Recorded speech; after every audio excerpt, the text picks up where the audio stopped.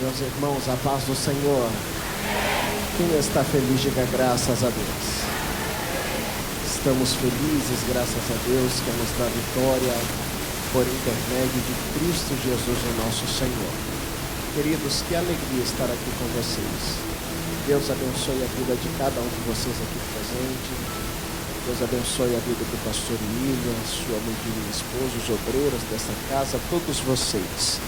Querido, dá uma olhada para esse crente bonito que está do seu lado. Olha nos olhos dele, irmão. Olha só que cara de vitória que ele tem.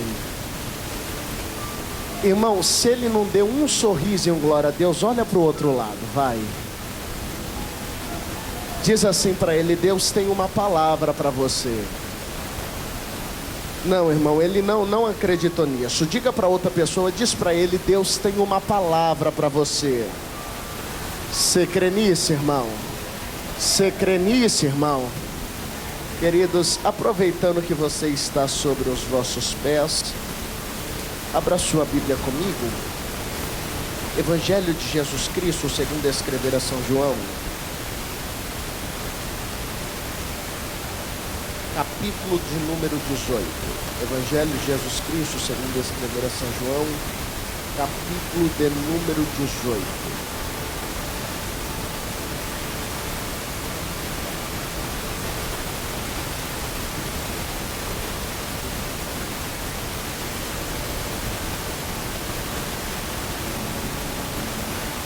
Amém? Evangelho de Jesus Cristo, segundo escrever a São João, capítulo de número 18, versículo de número 10. Diz assim a palavra do Senhor: Então Simão Pedro, que tinha uma espada, desembainhou-a e feriu o servo do sumo sacerdote, cortando-lhe a orelha direita, e o nome do servo era Malco. Amém, queridos? Folheie a sua Bíblia comigo, o Evangelho de Jesus Cristo, segundo escreveu o doutor Lucas. 22 é o número do capítulo. Evangelho de Jesus Cristo, segundo escreveu o doutor Lucas, capítulo de número 22.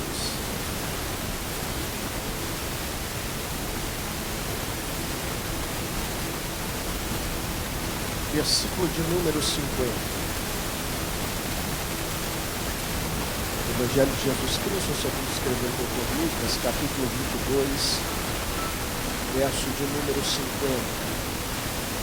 Diz assim a palavra do Senhor: E um deles feriu o servo do sumo sacerdote e cortou-lhe a orelha direita. E respondendo Jesus, disse: Deixai-os, basta. E tocando-lhe a orelha, o curou. E você diz amém. Diga assim comigo: Senhor Jesus. Dá para melhorar, diga: Senhor Jesus, que a sua palavra seja profecia para a minha vida. Fala com a minha alma. Amém. Faz assim, irmão. Depois que você der o melhor glória a Deus da tua vida, você pode tomar o teu assento.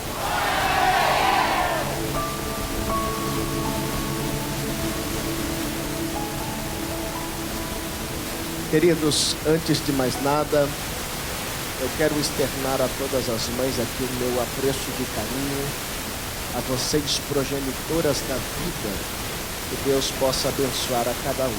Amém? Olhe para mim, por favor. Você quer ver uma coisa, irmão? Um dos piores tipos de pessoas que existem é aqueles que perderam a capacidade de sonhar. O ser humano que não sonha não tem projeto.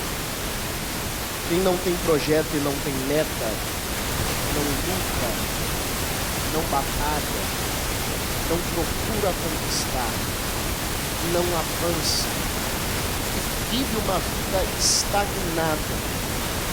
Há pessoas que não sonham porque simplesmente, como diz o dito popular, para eles tanto faz e tanto fez. Existem pessoas que vivem um comodismo mútuo e não buscam nada em suas vidas. Para ele, aquilo que ele conquistou, aquilo que ele tem, ainda que seja muito pouco, é suficiente.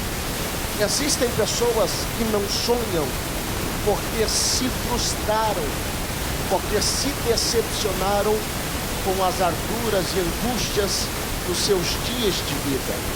E é verdade, fato, que aquele que já se decepcionou em algo da sua vida, certamente em algum momento da sua crise existencial, perdeu o desejo de sonhar. Seja em um relacionamento que se frustrou e você para de fazer planos, seja na sua vida secular, sentimental, profissional ou acadêmica, as angústias estagnam e param. Eu vim aqui nessa noite, irmão, não pregar para uma igreja que não sonha simplesmente, mas eu vim aqui pregar para uma igreja que sonha, ou para aqueles que querem voltar a sonhar na noite desse dia. Tem alguém aqui assim nessa noite? Só que pior do que aquele que não sonha, irmão, é aquele que não sonha e ainda fica incomodado com aquele que sonha. Você conhece alguém assim? Como se não bastasse ele viver angústias, frustrado com a sua vida e sem querer avançar, ele ainda fica incomodado, irmão, com aquele que quer avançar. Vou dizer uma coisa, eu sei que dentro da igreja Paz em Cristo nessa noite não existe gente assim, mas se porventura houver alguém assim, irmão, eu te dou 1 minuto para sair, porque até o final deste culto, irmão, você vai ser atropelado pelos sonhadores que estão aqui. Quantos querem sonhar aqui nessa noite? Então eu quero convidar você a emprestar o seu coração por alguns minutos e viajar nessa história bíblica comigo. Olhe para mim. Quando eu olho para a minha Bíblia Sagrada, eu encontro uma nação que era xodó de Deus. A nação de Israel. A nação de Israel era dividida em 12 tribos, e você conhece bem isso. A 11 das tribos, Deus deu um pedaço de terra. Deus deu um, só que a uma das tribos Deus não deu um pedaço de terra. A tribo de Levi, Deus deu um privilégio. Deus deu um, e que privilégio é este, pastor? Era a tribo de Levi responsável por tudo aquilo que era espiritual em Israel. Era na tribo de Levi que nasciam os sacerdotes, os levitas. Era na tribo de Levi que ficavam aqueles que eram responsáveis pelo transporte da Arona Kodesh, a Arca da Aliança. A tribo de Levi, esses tinham os homens que mais estavam perto de Deus. E se você pudesse perguntar para uma criança, para um feto, ainda no ventre de sua mãe, em que tribo ela gostaria de nascer, e se este pudesse responder, indiscutivelmente ele escolheria nascer na tribo de Levi. Por quê?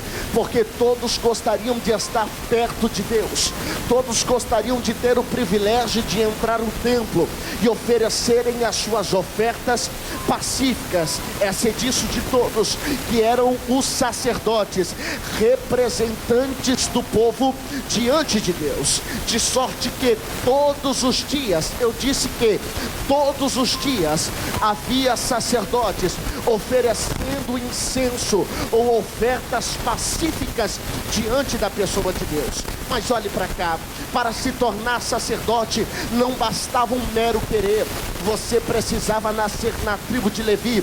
Quem nasceu na tribo de Levi, nascia com a certeza de que se tornaria sacerdote, de que se tornaria levita, de que se tornaria um representante do povo diante de Deus. Só que a história diz que este nasceria até os 13 anos de idade. Ele seria criado pelos seus pais biológicos, e a família vai dizer que a história vai dizer que a família sacerdotal cresceu demasiadamente, de sorte que fora preciso dividir a família dos sacerdotes em 24 grupos, em 24 turnos, e cada turno tinha cerca de 1000 sacerdotes. Sabe por quê? Porque todos aqueles que querem e se comprometem comprometem a cuidarem daquilo que diz respeito a Deus, todos aqueles que se preocupam em cuidar das coisas de Deus, certamente vai crescer e vai prosperar. Você perdeu a oportunidade de ter dado glória a Deus, mas eu vou melhorar para você aqui, irmão, porque se você se preocupa com as coisas de Deus, se você se preocupa em adorar a Deus, se você se preocupa em ofertar a casa de Deus, fique despreocupado, porque Deus vai te fazer crescer e prosperar em todos os níveis da sua vida. Pastor, da onde o Senhor arrumou isso? A Bíblia diz: buscai primeiro o reino de Deus e a sua justiça, e todas, eu disse que eu estou dizendo que na sua casa, na sua família, no seu casamento, nos seus sentimentos, nas suas finanças, na tua faculdade, em todas as coisas, Deus vai cuidar e vai te fazer crescer e prosperar. Se você crê nisso, levante a mão direita, agora levante a esquerda, chacoalhe as duas, enche o pulmão de ar e dá glória para Jesus. Só que a história vai dizer que aquele que nascesse na tribo de Levi, até os 13 anos de idade, ele seria cuidado pelos seus pais biológicos. E olhe para mim, por favor. Quando ele completava a idade de 13 anos, era realizado o chamado bar mitzvah. Por que isso? Porque o menino judeu, aquele do sexo masculino, quando completava a idade de 13 anos, ele alcançava a estatura de varão perfeito, ele alcançava a maioridade religiosa. Então a história vai dizer que os seus familiares viriam de longe para se congratular com ele, lhe trariam presentes, lhe trariam ofertas, seria uma bela festa, dia de alegria. Mas acompanhe comigo, após se realizar o bar mitzvah, a história vai dizer que dos 13 aos 17 anos, esse menino não seria mais criado pelos seus pais biológicos, pelo seu pai e pela sua mãe. Por que não, pastor? Porque a partir dos 13 anos, ele viveria um chamado estágio probatório. O que seria isso? Esse menino seria conduzido para dentro do templo, e lá ele seria criado pelo sumo sacerdote, porque ele aprenderia o exercício prático do que era ser sacerdote. Ele aprenderia mais praticamente do exercício sacerdotal. Só que a história vai dizer que quando ele completava a idade de 17 anos, ele recebia o óleo da unção sobre a sua vida e se tornava sacerdote. E lembra, a Bíblia vai dizer que o próprio Deus instruíra Arão como deveria ungir o sacerdote. A história diz que o menino seria introduzido na presença do sumo sacerdote, e ele derramaria o óleo da unção sobre a cabeça, ele derramaria o óleo da unção sobre o polegar direito, e ele derramaria o óleo da unção sobre a orelha direita. Por que isso, pastor? Ele receberia o óleo da unção sobre a cabeça, para dizer que ele, a partir daquele dia, teria sua mente voltado para tudo aquilo que era espiritual. Ele receberia o óleo da unção sobre o polegar direito, para dizer que a partir daquele dia, ele não poderia mais tocar aquilo que é profano, porque o santo não pode se misturar com o que é profano, nem o que é profano pode se misturar com o que é santo. E deixa eu abrir um parênteses aqui, irmão, para dizer, porque nos dias de hoje tem muita gente, como se não bastasse, levando o santo lá para fora, lá para o profano, e como se não bastasse isso, tem muita gente trazendo o profano para dentro do santo. E Deus não se deixe escarnecer. A minha Bíblia garante que Ele vai vir buscar uma igreja lavada, remida, separada, transformada e limpa pelo sangue do Cordeiro. Tem alguém que faz parte dessa igreja? Dá um sinal aí já. Ele receberia o óleo da unção sobre a orelha direita, para dizer que ele teria os seus ouvidos abertos e atentos para ouvir a voz de Deus. Lembra, quando a casa do sacerdote ele passa a entrar em desgraça, em colapso, a primeira coisa que vai acontecer é que o sacerdote perde a capacidade de ouvir Deus falar. Daí Deus vai falar com o menino cujo nome era Samuel. Deus Deus fala dentro da casa, somente Samuel escuta. E eu vou abrir um parênteses aqui para dizer, irmão, que Deus não está preocupado ou procurando sacerdote velho e antigo. Pastor, não entendi. O seu tempo de crente não faz diferença nenhuma. Não adianta, irmão, estar apodrecendo no evangelho, sentado nessas cadeiras e perder a capacidade de ouvir Deus falar. Deus está procurando uma igreja que esteja com seus ouvidos abertos, atentos para ouvir a voz de Deus. Só quem quer ouvir a voz de Deus, mais uma vez, dá um sinal aí. Pastor, após receber o óleo da unção, esse moço se tornaria sacerdote. Aí você olha para mim e diz assim: pastor, essa história é uma história muito bonita, mas o que tem a ver ela com o texto do Senhor? Olhe para mim. Quando eu olho na minha Bíblia Sagrada, no Novo Testamento, o texto que nós temos, eu encontro um menino, um moço que nasceu com um privilégio. Ele nasceu com um privilégio extra. Ele nasceu na tribo de Levi. Ele nasceu no seio dos coatitas. O seu avô foi sacerdote. O seu pai foi sacerdote. Então aquele menino nasce com uma certeza: um dia eu também vou me tornar sacerdote. Quem sabe eu vou entrar dentro do templo e poder oferecer incenso, adoração diante de Deus. Esse menino nasce, ele cresce com uma expectativa, ele nasce com um sonho, ele nasce com um projeto. Que projeto? Um dia eu vou ser sacerdote. Realiza-se então o chamado bar mitzvah. Ele completa a idade de 13 anos e alcança a maioridade religiosa. Olha aqui para mim, é um dia de alegria. Ele está muito feliz.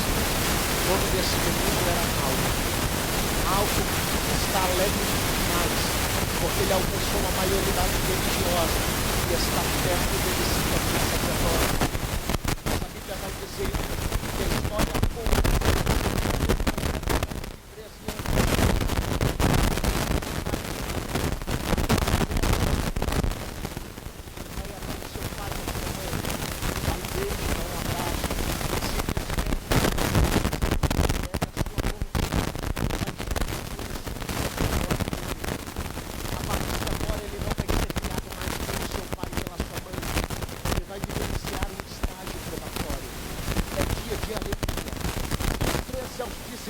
Anos, ele vai ser conduzido e ensinado pelo sumo sacerdote no seu estágio probatório. Só que a história vai dizer, segundo o historiador Ezeu, que faltando 17 dias, entre 17 e 18 dias, para que esse recebesse o óleo da unção, algo diferente acontece. Me permite que respondo não por muito ver. O sumo sacerdote chama ele de Ismael.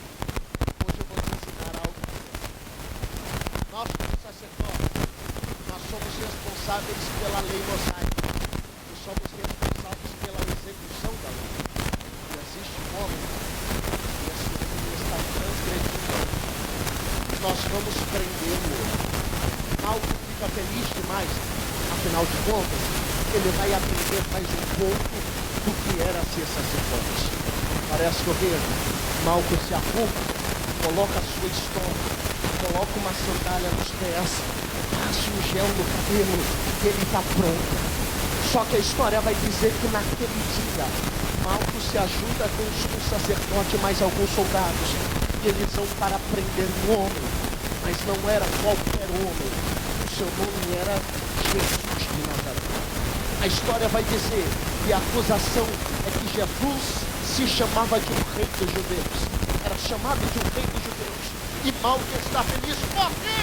Porque ele vai aprender na prática. É a realização do seu sonho. É a concretização do projeto da sua vida. Mas a história vai dizer que quando Malco vai junto com o sumo sacerdote para prender a Jesus, Jesus está no Getsemane orando, e com Jesus estão 3 dos seus discípulos mais próximos, Pedro, Tiago e João. A história diz que quando Malco vai se aproximando, um dos discípulos de Jesus, pastor William, era um pouco mais colérico, seu nome era Pedro. E a história diz que quando Pedro vê que Malco está se aproximando dele, Pedro não pensa 2 vezes, como diria lá no norte, não. Pedro pega a peixeira e dá um golpe em face de Malco. Ele pega a sua espada e desvaira um golpe, sem perceber, sem ter muita atenção do que está fazendo. E a história vai dizer que a espada acerta Malco, e quando acerta, a Bíblia vai dizer que a orelha direita de Malco é cortada. Olhe para mim, quando a orelha cai, Malco entra em desespero, Malco fica angustiado, Malco fica triste. Daí você olharia para mim e diria: pastor, é óbvio, ele perdeu uma parte do seu corpo.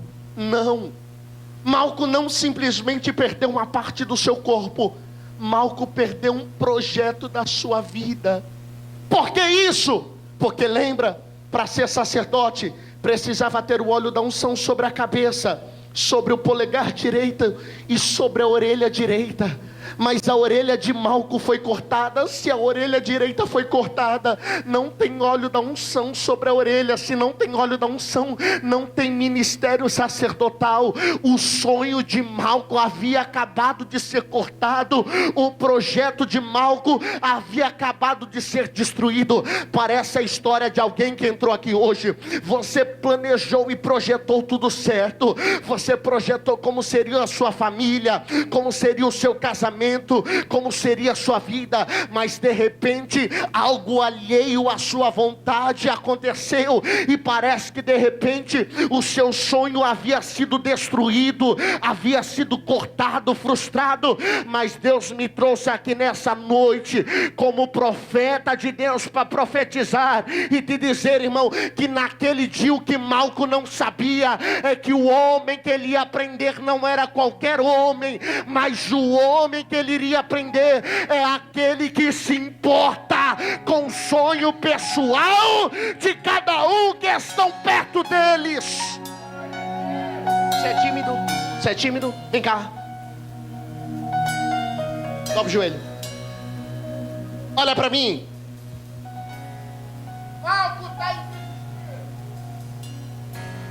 Malco está angustiado. E acompanha comigo.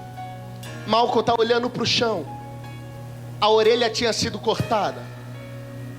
Malco está angustiado. Afinal de contas, irmão, a vida toda dele acabou de ser tirada.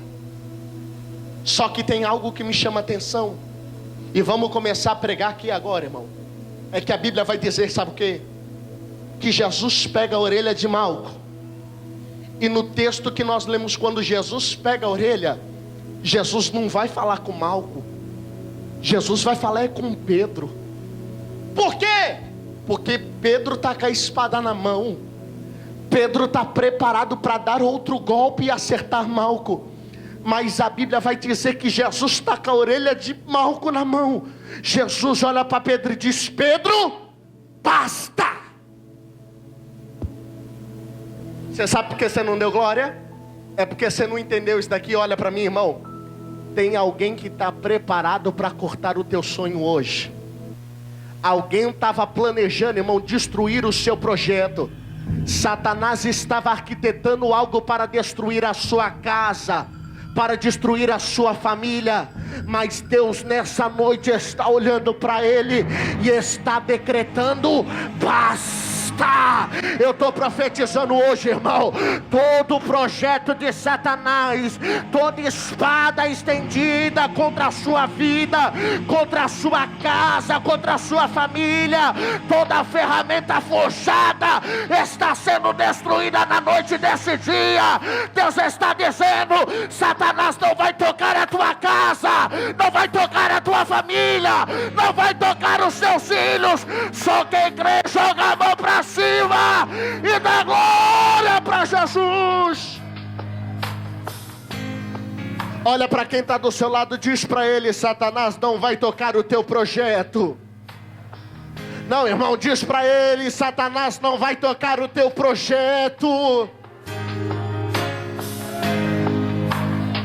Jesus está com a orelha de Malco na mão. Depois de dizer basta. E eu vou dizer um negócio para você, irmão. Olha aqui, ó. Sabe quem é que corta o sonho? Quem menos deveria. Vou falar isso daqui, irmão. Aguenta aí. Quem mais estende a espada, pastor, é quem mais deveria estender a mão. É verdade, irmão. Quem a gente menos espera é sempre quem está com a espada estendida. É discípulo de Jesus. Quer ver uma coisa? Eu costumo dizer, irmão, que a gente está preparado para passar qualquer coisa na vida, qualquer luta na vida. Pastor, você enlouqueceu? Eu não estou aguentando a prova que eu estou passando. Você está dizendo que eu estou pronto para ela, tá? Quer ver? Enquanto Deus está falando com você, irmão, você vai que vai na luta. Mas a hora que Deus para de falar, aí os mais ortodoxos vão dizer: pastor, Deus sempre fala, o homem que não quer ouvir. Vamos para a Bíblia, irmão? Vamos para a Bíblia? Mateus capítulo de número 15. Uma mulher vem gritando atrás de Jesus e dizendo: Senhor, socorre-me, que a minha filha está miseravelmente endemoniada. Mateus 15, olha o que diz. E Jesus não lhe respondeu palavra alguma. Jesus faz silêncio. Só que tem um adágio popular, irmão, que diz que não existe nada ruim que não possa ficar. Não existe nada ruim que não possa ficar. E fica. Você quer ver? A Bíblia vai dizer que a mulher está gritando atrás de Jesus. Jesus não responde nada. Daí a Bíblia vai dizer em Mateus 15: e os discípulos rogaram-lhe, dizendo: despede a que vem gritando atrás de nós.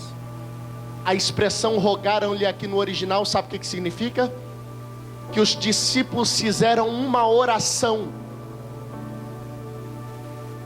para Jesus, dizendo: despede-a. Aqui, ó. O problema está dentro de casa. Você vem buscar socorro de Jesus.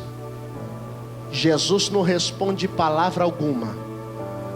Daí aquele que devia te estender a mão e te dizer: eu vou te ajudar, ainda torce contra.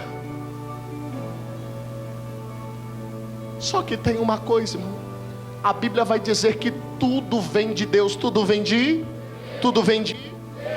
irmão, isso daqui chega a ser confuso.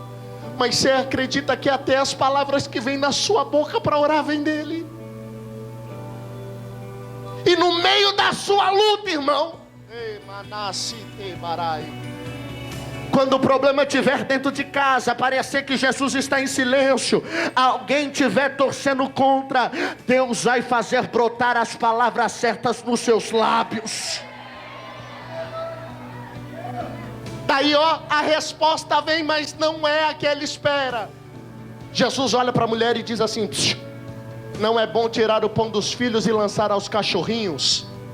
Ô irmão, não escandaliza com o que eu vou dizer, não. Esse texto aqui não é metafórico. Esse texto é literal. Jesus está chamando a mulher de cadela. Porque para os judeus, quem não era judeu, quem não era judia, era tido como gentil, era tido como cachorro. Olha o que Jesus está dizendo para ela: eu não vou tirar a bênção dos judeus e dar para você, gentia, cachorro. Só que tudo vem de. Daí a mulher olha para Jesus e diz assim: é verdade, o Senhor é o pão vivo que desceu do céu. O Senhor veio para os teus filhos, mas os teus filhos te rejeitaram. É por isso que você está andando aqui na minha terra. Já que os seus filhos não quiseram partilhar do banquete que é o Senhor, nem que seja das migalhas eu vou desfrutar. E a história vai dizer que Jesus para mudar o cenário da mulher. Mas eu tenho uma palavra profética para você aqui, irmão. Qual palavra, pastor? É que você não é cachorro, porque você aceitou Jesus Cristo morreu na cruz do Calvário. Hoje você é filho. Filho não come migalha. Filho se assenta na mesa e participa do banquete. Só quem é filho aplaude. Só quem é filho adora. Deixa eu liberar ele, que ele já não está aguentando com o joelho aqui, irmão. Olha para cá. Jesus está com a orelha. Jesus está com a... Irmão, lembra que a orelha é o sonho, a concretização do sonho. Jesus pega a orelha de Malco. Malco está angustiado. Jesus vai lá e coloca a orelha no lugar. Não, irmão, você não entendeu não. Eu vou melhorar para você dar o melhor glória a Deus da sua vida. Aqui ó, de repente a orelha de Malco, irmão, dá licença, mas era até meia diabano, era até meia feia, pastor William, era até meia defeituosa, torta. Mas olha para cá, quando Jesus colocou, ela ficou melhor, perfeita. Não, você não entendeu isso não. Você não entendeu isso não. Eu vou melhorar para você e você bota mais cuscuz nesse negócio aí, irmão. Sabe o que Jesus está dizendo para você hoje? Você acha que o teu sonho é bom? Você acha que o teu projeto é bom? Hoje eu estou colocando a mão e estou fazendo ficar melhor. Levanta a mão, levanta a mão, levanta a mão. Levanta a mão, levanta a mão. Pega na mão de quem está do seu lado, chacoalha a mão dele, até ele dizer glória a Deus. Chacoalha a mão dele até ele dizer aleluia. Chacoalha a mão dele e diz assim para ele: enquanto você entrega o sonho na mão dele, ele está fazendo ficar melhor. Eu vou melhorar isso daqui. Enquanto você entrega o teu sonho na mão dele hoje, ele está colocando a mão na sua casa, está colocando a mão na sua família, está colocando a mão no casamento.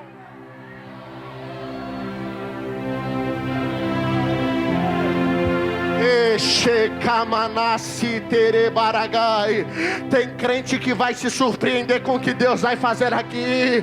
Tem crente que...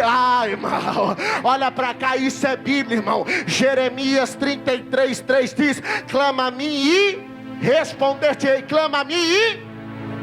Dá para melhorar, clama a mim e... Só que o texto não para aqui. O texto vai dizer: anunciar-te-ei coisas grandes e firmes que tu não sabes. Sabe o que é isso daqui? Depois que você clama, quando você clama, você está entregando a orelha na mão dele, e ele vai responder. E como? Fazendo ficar melhor ainda.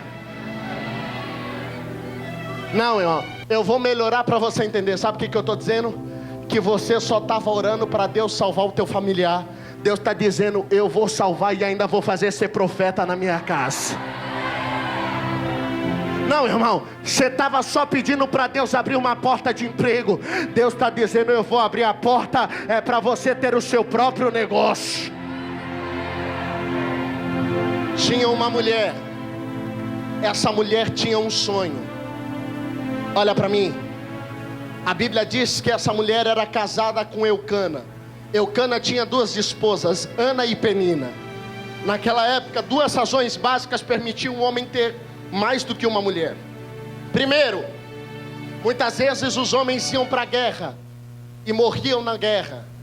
A mulher ficava desposada, viúva, e não tinha condições nem de prover o seu próprio sustento. Por isso era permitido que outro homem a acolhesse no seio da família para que ele provesse sustento para ela. Segunda razão, quando a mulher não gerasse luz a filhos a ele. Olhe para cá. A Bíblia vai dizer que Ana era a mulher do coração de Eucana. Irmão, pense num homem apaixonado. Pensou? Multiplica por 10. Dá tipo o pastor William. Pensa assim, irmão. Eucana amava muito. Tanto, irmão, que olha para mim. A Bíblia vai dizer que Deus deu luz a filhos Deus abriu a madre e Penina gerou à luz a filhos. Se é filhos, é plural, é no mínimo. É no mínimo. A Bíblia também vai dizer que Penina deu à luz a filhas. Se é filhas, é plural, é no mínimo 2. Merrill Teiner vai dizer que Penina gerou à luz a 4 filhos. Mas olha para mim, irmão. Ana era a mulher do coração. E Ana amava tanto, irmão, mas tanto, que todos os anos Eucana pegava a sua família. Ana de um lado, Penina do outro. Pegava os 4 filhos com Penina e ia para Jerusalém, para o templo, para oferecer as suas ofertas. Mas olha para cá. Na hora de oferecer a oferta, Eucana pegava a oferta e dividia. Ele dava um quinhão na mão de Penina, ou seja, uma parte. Ele dava um quinhão na mão de um filho, outro quinhão na mão de outro filho, um quinhão na mão de uma filha, outro quinhão na mão de outra filha. Mas quando chegava em Ana, Ana era a mulher do coração. A Bíblia vai dizer que Eucana não dava uma parte a Ana, mas Ana recebia uma parte dupla. Recebia oferta dobrada das mãos de Eucana. Por que isso, pastor? Porque Ana e Eucana queriam um milagre de Deus. E Ana e Eucana descobriram algo que a Igreja Paz em Cristo na Vila Maria sabe há muito tempo. O que, pastor? É que para você receber o melhor de Deus, você precisa dar o melhor para Deus. Todos os anos eles davam. E eu vou dizer uma coisa para você, irmão. Isso daqui era um sacrifício de amor voluntário. Levítico capítulo de número 1, versículo de número 3 vai dizer que a oferta de holocausto tinha que ser sacrifício voluntário. Tinha que ser sacrifício. Como que é isso daí, pastor? Olha para cá. Vou te dizer. Imagine a seguinte situação. É aniversário da pastora Fábia. Pastor William vai lá no Center Norte. Pastora, vou te ajudar, hein?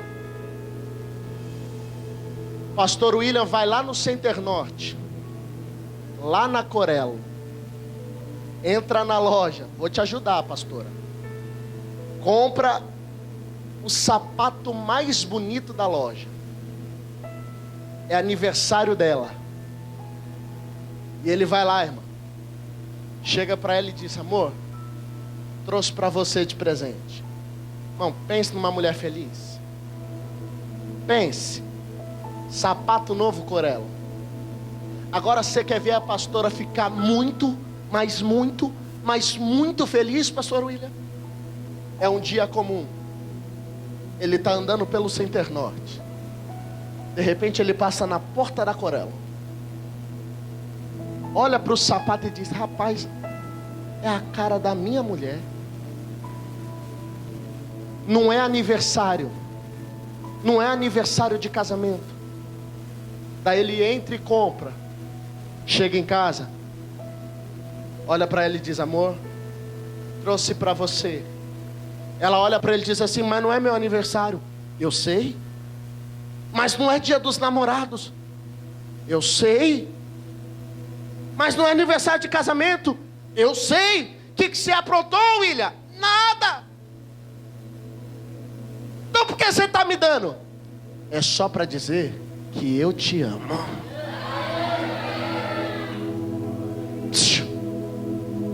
Você quer ver Deus ficar feliz, irmão? Você quer ver Deus ficar feliz? É o pastor William olhar para você e dizer: irmão, traz uma oferta de amor. Daí você traz. O pregador está pregando, fala para você: irmão, levanta a mão e dá glória. Daí você levanta e dá glória. Irmão, Deus fica feliz. Mas você quer ver Deus ficar muito feliz? O pastor nem pediu para você trazer uma oferta, mas você trouxe. O pregador nem mandou você levantar uma mão, mas você já levantou as duas e começou a dar glória. E alguém perguntou: por que você está fazendo isso? É só para dizer para Deus que eu amo. Ato de amor voluntário. E daí, pastor? O que isso muda? Olha para mim. Você quer ver uma coisa, irmão? Quem exerce cargo de liderança, seja na igreja, no trabalho, não importa, vai entender o que eu vou falar. Quando você exerce cargo de liderança e você assume um grupo para liderar, e quem te antecedeu trabalha muito, fica difícil para você mostrar serviço. Por quê? Porque quem te antecedeu fez tudo. É ou não é? Agora, irmão, quando você assume algo e quem te antecedeu não trabalhou muito, e você sabe que você trabalha, rapidinho você mostra serviço. Esse é o cenário que está acontecendo em Israel. Davi está para morrer. E quando Davi vai morrer, Davi chama Salomão, seu filho, e diz: filho, pai está morrendo, mas o pai tem 2 conselhos para você. Qual, papai? Primeiro, Salomão, ser homem, varão. Ser homem. Sabe o que é isso? Se comprar, paga. Se vender, entrega. Se prometer, cumpre. Ser homem, varão. Eu demorei 40 anos, Salomão, para levantar esse império. Ser homem para fazer ele ficar de pé. Segundo conselho: aconteça o que acontecer, se você precisar comer com os escravos, você come. Se você tiver que trabalhar com os camponeses, você trabalha. Se você tiver que andar descalço como um escravo, você anda. Se você tiver que perder o seu trono, o seu palácio e a coroa, perde. Mas nunca mais deixe a presença de Deus ir embora de Israel. E eu vou abrir um parênteses para alguém aqui, irmão. Você pode perder amigo, namorado, namorada. Você pode perder família. Você pode perder amigos. Você pode perder a casa, o carro, o trabalho. Você pode perder tudo na sua vida. Mas eu vou te dizer uma coisa, irmão. Presença de Deus é questão de sobrevivência. Você perde o ar, mas não perde a presença. Só quem ama a presença dele.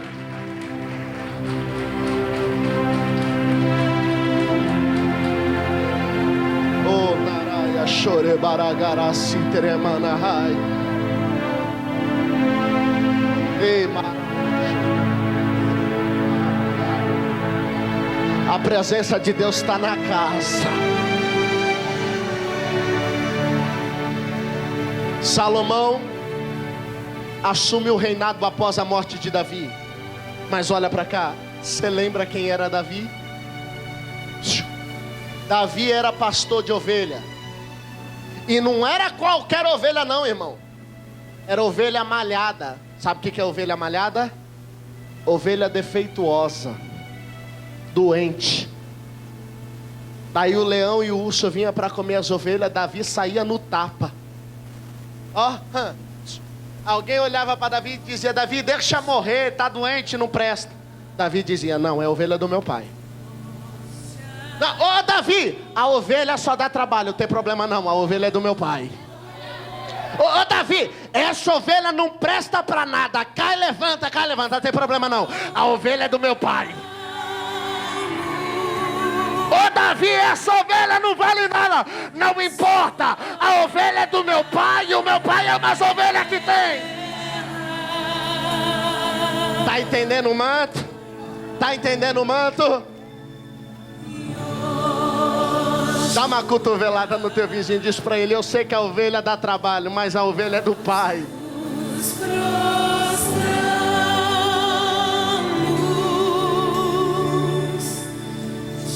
Davi era músico de primeira qualidade.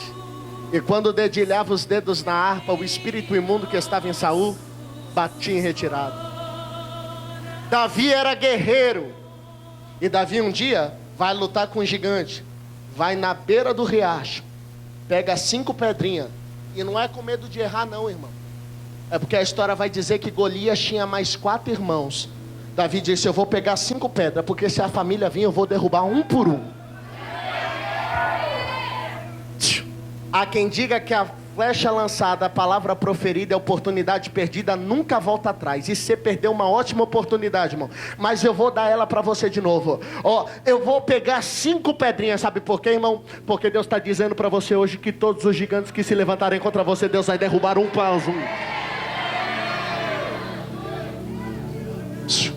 Davi era poeta. Os mais belos hinos, poesias e canções do livro de Salmos foi Davi que fez. Daí aqui, irmão, eu já vou parar. Davi morreu, Salomão assumiu o reino. Salomão, pastor William. E agora o que eu faço? Não sei cuidar de ovelha que nem meu pai. Não sou músico que nem meu pai. Não sou guerreiro que nem meu pai. Não sou poeta que nem meu pai. Não canto que nem meu pai. Não prego que nem meu pai. Não jejuo que nem meu pai. Eu não sei fazer nada. Eu não sei dançar na casa de Deus que nem meu pai. Eu não sei fazer nada. O que eu faço? Só que tem uma coisa, irmão. Salomão lembra de algo que ele aprendeu com o pai. Que tem uma coisa que Deus gosta demais. O quê? Sacrifício. Alguém entendeu ali, irmão? E você lembra o que é sacrifício? Ato de amor voluntário. Ato de amor. Ato de amor. Olha para cá, irmão, que vem algo profético aí para você. Salomão tem uma ideia. Diz assim: ô rapaz, chama os anciões aí. Vem os anciões. Sai lá no rebanho. Faz a conta. Eu quero saber quantos novilhos de 1 ano, sem mancha, sem mácula, sem defeito, eu tenho no rebanho. Novilho de 1 ano? De 1 ano. Sem defeito? Beleza. Fazem a contagem quando volta. Olham para ele e diz assim: ô Salomão, novilho de 1 ano, sem mancha, sem mácula, sem defeito, você tem 10 mil. 10 mil sem contar aqueles que tem mais de 1 ano, sem contar boi, sem contar vaca, sem contar aqueles que tem defeito. Tá beleza? Beleza. E agora? Simples. Faz o quê? Sacrifica todos para Deus.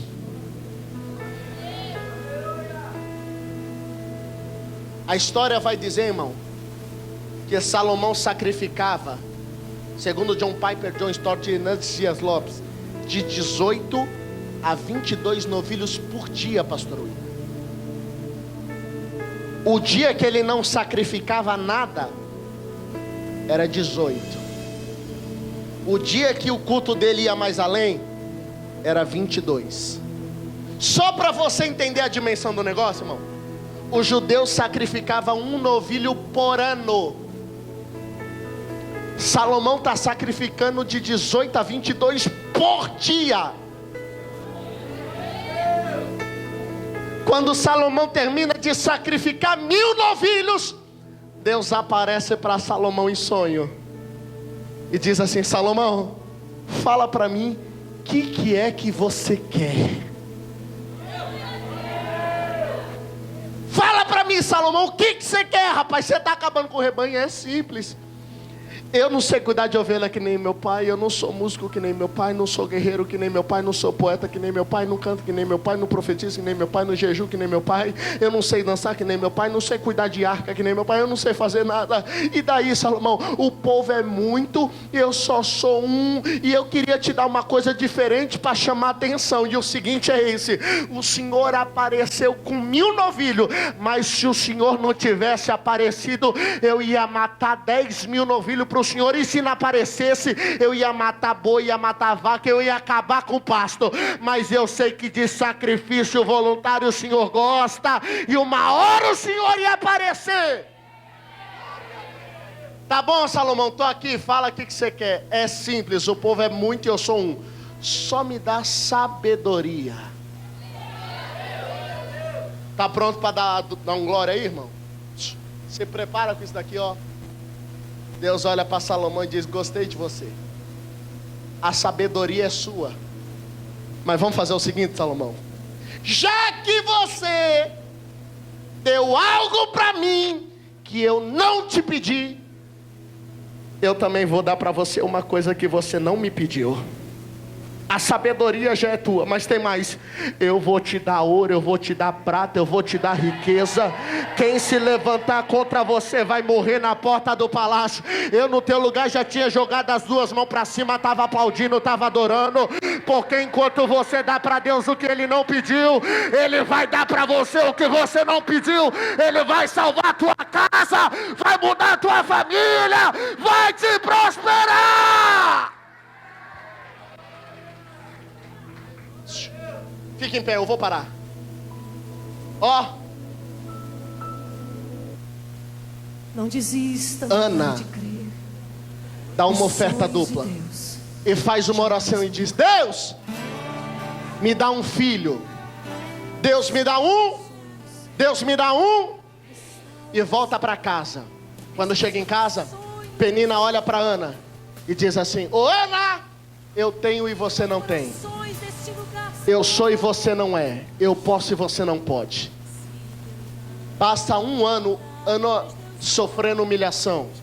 No segundo ano, sobe para o templo, dá uma oferta dupla e faz uma oração: Deus, me dá um filho. Volta para casa. Penina olha para ela e diz: Ana, eu tenho e você não tem. Eu sou e você não é. Eu posso e você não pode. 25 anos. Quantos anos? Dá para melhorar. Quantos anos? 25 anos depois. Parecia mais um culto, pastor. Só que Ana entra determinada. Sabe determinada, irmão? Sabe? Como quem entra no campo diz assim: hoje eu ganho o jogo. Ana dá uma oferta dupla. Dobra o joelho e faz uma oração: Deus, me dá um filho. Ó, analogia de um jovem pregador. Parece que eu vejo. Gabriel chega diante de Deus, diz assim: Jeová, lá vem Ana de novo. A mesma oração, quer ver? Ela vai dizer: Deus, me dá um filho. Daí, ó, Ana na terra: Deus, me dá um filho. Falei para o Senhor, Jeová, conheço. Só que a oração de Ana naquele dia não para aqui. Ana diz assim: se o Senhor me der um filho, eu vou devolver ele para o Senhor. E Ana faz isso, sabe como, irmão? Chorando. Daí, irmão, Deus levanta. E deixa eu dizer uma coisa para você. Eu vou parar aqui agora. Deus é rei, Deus é. E rei senta no trono. Já viu? Rei senta no trono e não levanta. Porque é? Você está pensando que Deus fez a terra como, irmão? Sentado no trono. Ele disse: haja luz, e houve luz. Satanás quis erguer um trono acima do trono de Deus. Deus só deu uma inclinadinha e disse assim: Miguel, tem uma arruaceira aqui em cima, joga lá para baixo. Tudo do trono. Porque Deus é. Mas eu descobri, irmão, algo que faz Deus levantar do trono. Pastor, que heresia é essa? Não, irmão, vamos para a Bíblia. Livro de Salmos 12. Mas por causa do gemido, olha para cá. Mas por causa do gemido, do aflito e do necessitado, eu, Senhor Deus, me colocarei de pé. A Bíblia vai dizer, irmão, que Deus abriu a madre de Ana. Ana teve, sabe quantos filhos? Quantos filhos? 5. E no cântico de Ana, Ana vai dizer assim: até a estéril Deus deu 7 filhos. 7 aqui não é questão de número, é questão de perfeição. Sabe o que eu estou te dizendo? Deus vai te abençoar e prosperar, irmão, de forma perfeita. Só que tem uma coisa, irmão. Sabe por que Deus fez isso? Porque a matemática de Deus, irmão, é diferente da do homem. E olha para cá. Penina dava uma oferta por ano. Tinha 4 filhos. E não devolveu nenhum para o Senhor. Mas Ana dava uma oferta dupla. Não tinha nenhum filho. E estava pedindo um. E se Deus desse, Ele devolvia para o Senhor. Quando você se compromete com Deus, irmão, Deus te abençoa além daquilo que você espera. E eu vou terminar aqui, irmão, com uma palavra profética que quem não for... irmão, se você não der glória a Deus com isso, você precisa aceitar Jesus hoje. Vem cá, pastor William. Pastor William conhece de Bíblia, irmão. Quer ver? Fala para mim o nome de um filho de Penina. Fala aí para mim, irmão, o nome de um filho de Penina. Hã? Não? Não? Alguém fala para mim o nome de um filho de Ana. Como é que é? Como é que é? Sabe o que eu estou dizendo para você? Que quem olhar para você, irmão, nem vai lembrar do teu inimigo. Vou melhorar para você. Eu estou dizendo, irmão, o seu inimigo vai ser apagado dos registros da história, mas quem olhar para você vai ter que falar do milagre que Deus fez na tua vida. Quem olhar para você vai ter que falar do Samuel que nasceu. Eu quero orar por você. Posso, pastor William? Antes de eu orar, eu só preciso saber: tem alguém no nosso meio hoje que não é evangélico ou que está afastado dos caminhos do Senhor? Levanta a mão só para mim te conhecer. Alguém que não é evangélico? Há duas moças aqui. Deus abençoe vocês. Existe mais dois ali. Existe mais um casal ali. Deus abençoe vocês. Existe mais alguém? Precisa ter vergonha não. Levanta a mão para mim te conhecer. Qual que é o seu nome, filha? Ilza, seu nome. Eliana, Ilza, Eliane, Thaís, Erivaldo. Ilza, Eliana, Thaís, Erivaldo, José, Meire. Ilza, Eliana, Thaís, Erivaldo, José e Meire. Eu quero dizer para vocês que é uma alegria muito grande ter vocês aqui hoje à noite, viu? A gente está muito feliz com a presença de vocês. Mas olha para mim, vocês não vieram aqui hoje porque alguém convidou. Vocês não vieram hoje aqui, Meire, José, Erivaldo, Thaís, Ilza e Eliana, porque alguém disse que ia ser bom. Não, pastor, não. Então por que eu vim aqui hoje? Porque Deus marcou na agenda dele, dia 8 de maio de 2016. É o dia que eu vou mudar a história da Eliana, da Ilza, do Erivaldo, da Thaís, da Meire e do José. Vocês creem nisso? Vocês creem nisso? Vocês creem nisso? Creem nisso? Ó, eu tenho duas notícias para dar para vocês, mas eu só vou dar se vocês disserem que eu posso. Eu posso, Ilza? Posso, Eliana? Posso? Posso mesmo? Igreja Paz em Cristo, faz assim comigo. Eu quero que vocês olhem para isso. Pode olhar para trás. Vocês não precisam, eu só quero que vocês olhem para trás. Olha para isso. Olha para isso aí, Erivaldo. Olha para isso, José. Olha para cá. Vocês, irmão, olha para cá. A primeira notícia que eu tenho para dar para vocês, sabe qual que é? É que a família da Paz em Cristo, essa igreja, essa família ama vocês e está de braços abertos. Quem concorda diz amém. Posso dar a segunda notícia? Segunda notícia. Igreja Paz em Cristo, faz assim. Eu sei que o desodorante do irmão venceu, mas pede graça a Deus. Olha bem para isso. Olha bem para isso, Ilza. Olha bem para isso, Eliana. A segunda notícia que eu tenho para dar para vocês é que Deus, o nosso Pai, Ele te ama. Ele te ama. Ele te ama. Ele te ama. Ele te ama. Ele te ama. E Ele está dizendo assim: eu estou de braços abertos para vocês. Quem concorda diz amém. Agora tem um detalhe, Thaís. Eu descobri que Deus é igual à terceira lei de Newton. A terceira lei de Newton diz que toda ação gera uma. Toda ação gera uma. Vê se pode, José. Deus é um ser que não age. Deus é um ser que reage. E Ele trouxe vocês aqui hoje, Erivaldo, porque Ele quer reagir pela casa de vocês, pela família de vocês, pelos sonhos de vocês. Porque Ele se importa com o sonho pessoal de cada um. Pastor, você está dizendo que Deus se importa com a minha casa? Aham. Você está dizendo que Deus se importa com a minha família? Aham. Você está dizendo que Deus se importa com a casa que eu tenho, com o carro que eu tenho? Aham. Você está dizendo que Deus se importa com o que eu vou comer amanhã, com as contas que eu tenho para pagar? Aham. Por quê? Porque Ele se importa com você.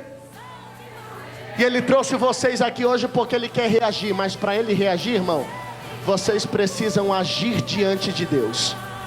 Pastor, e como é que eu ajo diante de Deus? É simples. Vocês só precisam levantar as suas mãos e reconhecer a Ele como o Senhor das suas vidas. E o resto, fica tranquilo que Ele faz. Vocês querem? Você quer deixar Deus reagir por você hoje? Se você quiser, levanta a mão de vocês aí onde vocês estão. Você quer, José? Você quer, Mary? Levanta a mão aí bem alto. Vocês querem? Eu vou pedir para vocês irem aqui na frente. Vocês, não precisa ter vergonha não. Eu vou pedir para alguém acompanhar eles. Vem aqui, eu quero dar um abraço em vocês. Vem cá, irmão. Irmão, tem 6 almas vindo para Jesus aqui, irmão.